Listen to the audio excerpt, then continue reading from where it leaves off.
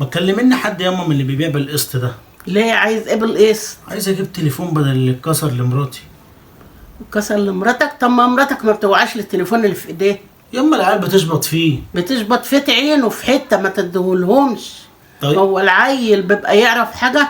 ما هو من ايديها برضه. طيب ياما معلش، هو اتكسر فعايزين نجيب لها واحد مكانه، فممكن حد بالقسط كده يجيب لنا عده. وتجيب لها عد وتكسرها تاني؟ بكام العده اللي هتجيبها لها؟